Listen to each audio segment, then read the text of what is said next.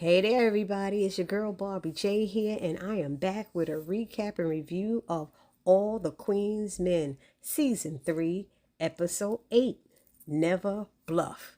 Before we get started, if you haven't subscribed to my channel, take a moment right now, hit that subscribe button, then the notification bell. It'll let you know every time I upload a new video. Then I ask that you like, which is the thumbs up button, write a comment, and share. So let's jump right in because I took a lot of notes. There was a lot of action happening and stuff. People was getting beat the devil out of them. Stuff was happening. Blood was flying. Ay, ay, ay. Y'all know how TP is with these shows.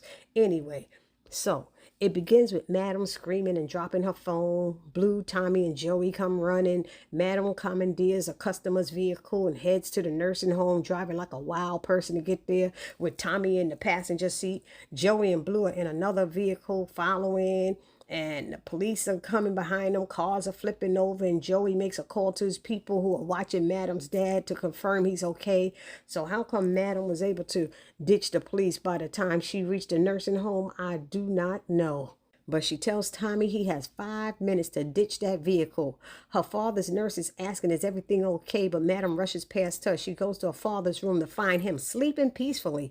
Madam tells Blue that she wants to take her father to live with her. But Blue is saying, he needs 24-hour care, which she can't give him because she be at the club.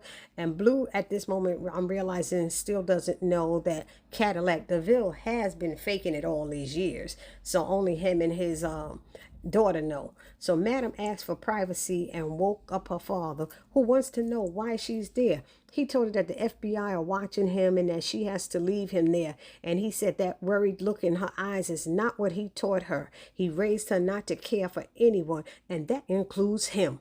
He showed her the artillery of weapons that he has in the bed with him. So if someone comes to mess with him, he said, I got this, but now his daughter was standing over him all of that time and he didn't even know it. So how will he be prepared if he's sleeping that soundly and somebody comes in there talking about he got it? I'm just going, what about that, Cadillac? Anyway, Detective Davis come home and some homeless guy, man, is harassing her, and she's telling him to leave her alone, that she's a cop and will arrest them. But when she walks away from the person, he throws a cup at her. So she cuffs him and throws him into the backseat of her car. Then she noticed, as I had already suspected, it was Casanova. So she asks, what is all of this? And she seems to be upset and annoyed. She said, I've been trying to call you, and he said he doesn't have a phone and he couldn't take the risk in calling her because remember, he told Big D she's the only one he trusts.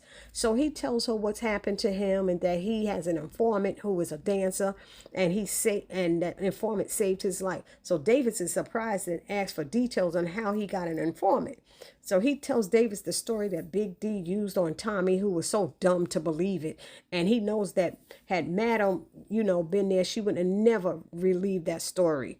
He would be dead right now. So Davis asked for the name of the informant, but he wouldn't tell her because he felt she would try to take it from him. I mean, he actually told her that. So he said this is his case. It's big for his career and that he's going to take Madam down himself. So he gets the cuffs off and he tells her that he will be in touch. Then she gets a call that some cops have Thomas Foreman, which is AKA Tommy, and she tells them to hold him until she gets there. So now we're back at Club Eden and Dime calls for the amateurs to come up on the stage, but Rayshawn, Champ, and Trouble are in the dressing room chatting it up because Miss Tandy called Rayshawn and said that she had the $125,000, but he had to come to the house to get it. He doesn't want to go there again after what happened to him, and I don't blame him, and he hung up on her. So Champ and Trouble are cussing at him with their greedy behinds and telling him to call back and that they will have his back because that's a lot of money and she can't hurt, she can't hurt all three of us. And I'm in my mind, I'm like, I felt those two will only be looking out for them damn selves, saying that. So he calls back and tells her he'll be there after their last show. Now, this part was a bit dumb to me that I'm about to talk about, and I have no idea what the purpose was for it. Champ asked Rayshawn to draw them a pic of the front of the house, and he says he's only worked with construction paper in kindergarten. I was like, what the hell? And doesn't know how to draw. And they laughed at him. I said, damn, I laughed at him. But that don't make no sense. Why you doing kindergarten at that? Say when I was young. Anyway, draw the front and rear of all the doors and windows. This made absolutely no damn sense to me. I have a house and I've been here 20 something years. I couldn't draw you a picture of the front of my house and all the windows. That's some dumb ish. Especially if he came there in the dark in somebody else's car, he might not have even walked the perimeter of the house. Why would you even say that? So then they have Rayshawn is acting like he's a dumb country bumpkin, and I don't like that. I don't know why they're doing that. So Dime comes back there fussing about them not being on stage, and they all run out. So now we're at the premier dancer's dressing room, and Fuego is telling Big D that he did good, and Face gets pissed saying, yo, don't be buttering that Igga up. He missed half the routine. He was trash. And Midnight was like, damn, bro, chill. And Doc said, y'all in here fussing like a bunch of biatches. Then Amp comes in and starts talking about speaking of biatches, and he starts on Big D again. And I don't even have the energy for it right now. All I can say is that Big D told Amp that Dime is crazy about him. And the only reason she is looking his way is because Amp is acting like a damn fool, bruh. He said, so Amp says something, walks away, comes back, says some more, and walks out the dressing room. I'm like, damn, grow up, Amp. Now we have Madam, Blue, and Joey showing up at the location where they have Tommy in cuffs. And Madam starts asking Tommy questions and videoing his reply. Tommy doesn't seem to get what she's doing and won't give the reply she's waiting for to her answers, such as, are you okay? Did he hit you?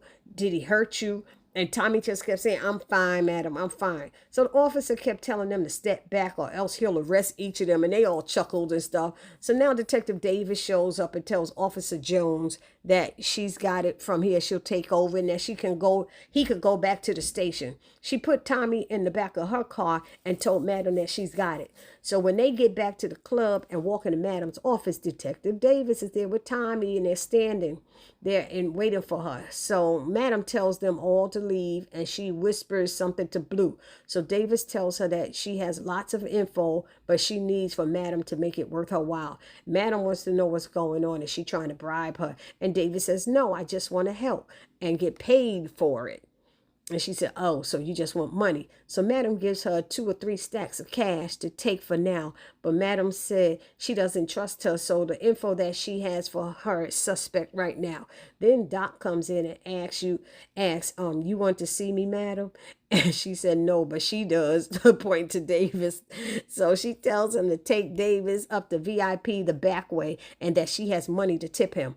Now, at first, Davis was like, no, I can't. You want me to incriminate myself at every turn? And madam said, no, I want for you to enjoy yourself. So she went to get her back thrown out, blown out, knocked out, and her kitty cat attacked. Yes, that's what she went to get done. Anyway, so Blue and Tommy come into madam's office and she asked Tommy what happened with Detective Davis, and he told her that the rookie officer did read him his rights, but Davis told madam that he didn't. So madam feels she's up to something and doesn't trust her, and Blue feels the same way. Tommy keeps saying he doesn't trust that Igga Joey, and madam says she don't trust him, the MFer either. So Blue tells her that Fernando called and said that he's at her house, and madam said he threatened my father, so I guess we're going to your house. And madam tells Tommy not to worry about Joey, she got him. Now we see Doc walking with Davis to VIP, Face and Night, Babyface and Midnight. Y'all know I'm shortening their names.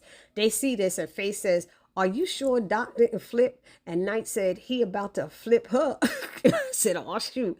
Then Night asked if he saw them come out of madam's office, and Face said, yeah. He said, then they got it. So Davis is in VIP looking around, and Doc asks how does she want to enjoy this time, and she is reluctant and a little bit chatty and a little, she's blushing a bit too, and letting him know that she has info for his boss, madam.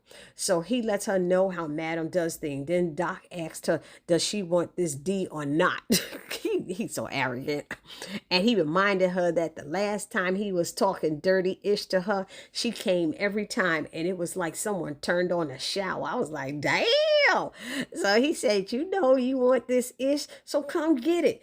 And he hit that G spot on her neck and started laying that pipe, but Davis smashed up against the damn wall. Yes, he did. Yes, he did, sir.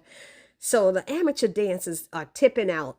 They walk out the door and Trouble hands Rayshawn a gun, and then they all head to Miss Tandy's house in Champ's car. But you know, Rayshawn wasn't comfortable with having that gun. That wasn't his thing. So, but they realize he realized they all are carrying. So we see Big D tipping out and wanting to explain to Dime about the body, and she doesn't want to hear anything. Then Amp hands her the money instead of throwing it at her as he's been doing in the past few nights. And Dime asked him, did he get her tires fixed? And he said, no, because I didn't effing do it. And she's like, that's BS. And I'm like, why not just check the cameras, Dime? So then we see Madam, Blue, and Tommy by the stage, and she calls Doc over and asks how things went in VIP with Davis. He told her that what she said, and then he tipped out. At this moment, Fernando called Blue and told her he would be in her bed waiting to F her. And she says she'll be there and for him to please be alone. And Madam tells Tommy to go with Blue and for them to bring him that Igor back to her. Y'all know it's a setup, so be effing careful, you know. So Rayshawn, Champ, and Trouble are outside of Miss Tandy's house, and Rayshawn is very nervous. They tell him they got his back and told him when he gets inside to text them. So that's what Rayshawn did, you know. Tandy and her husband were telling Rayshawn they miss him, and he said, just give me my money and let me sign whatever. I won't talk, I promise. But they were definitely not to be trusted because Rayshawn turned to leave. When they wouldn't give it to him, he said, F y'all, turned to leave. And there was two big muscle guys dressed in leather behind him. So he moved away real quick and pulled out that gun and Trouble gave him. And those guys ran real quick. And Tandy is like, oh no, please don't. And then Trouble and Champ run in there with ski mask on saying, give us the money. And Trouble smacked Tandy over the head or whatever with her gun. She did it 2 different times, but this was the first time. And the husband was saying, this is stupid. We know who you are and you'll go to jail. And Champ said, and we'll tell everybody, every effing body, what y'all doing here. So Tandy packed up the cash and they were ready to go, but Champ got greedy and said they have to safe in here. And Rayshawn wanted to go, and Champ and Trouble went with Tandy to the safe, and Champ grabbed the bag of money and told Rayshawn to watch the husband. So the husband could tell that Rayshawn wouldn't shoot him, and he walked right up to him and took the gun from him and told him to get the F out of his house. He turned and walked away, and Rayshawn was so mad he grabbed one of those fireplace pokers, you know those things, and he proceeded to beating the hell out of him. Blood was flying everywhere, and he had so much anger in him he couldn't stop. He had to hit him a dozen times. So now it ends with Blue showing up at her apartment with Fernando and his crazy behind is saying, that's not fair. You were supposed to come alone and brought this Igor with you. So he knows that Madam wants to see him. And Tommy's like, how do you know that? So he tells them to take him to her. And so Blue kicks him in his balls and hits him in the face with her gun. And and he said, she hits like a biatch. I'm like, she is a biatch. No, whatever. But then Madam and Joey walk in and she tells Fernando that he threatened her father. And he's like, yes, I did. And it sent you running. And she said, did you think I was just going to let that ride? So he turned on a TV and showed her that he has her father strapped on a guillotine, and he's yelling, let me go, get me out of here. And she's like, you need to let my father go. And he says no, that he has instructions to get her to the airport on a plane to Mexico to see where his brother will be waiting, and she will be meeting his sister-in-law's father.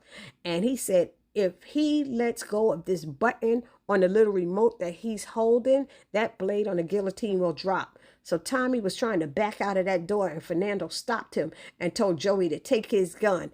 And you can hear Blue saying, I effing knew it. And then, all of a sudden, Joey got the 2 guns, and he kind of like behind Fernando now. So we see that, he was down. We see that Joey is down with Raphael and Fernando.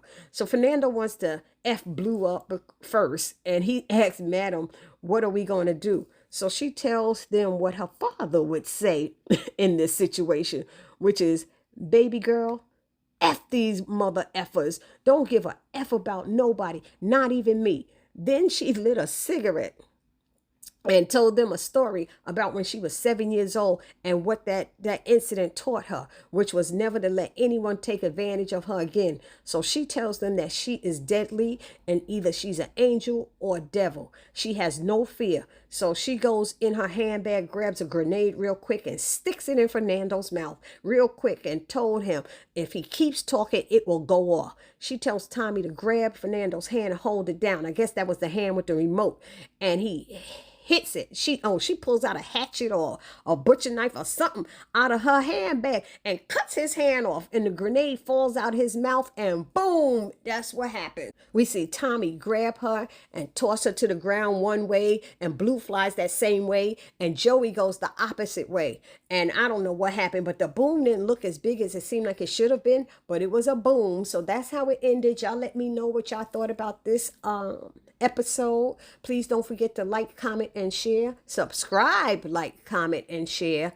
And I will see y'all all in the next video. It's your girl Barbie J saying peace.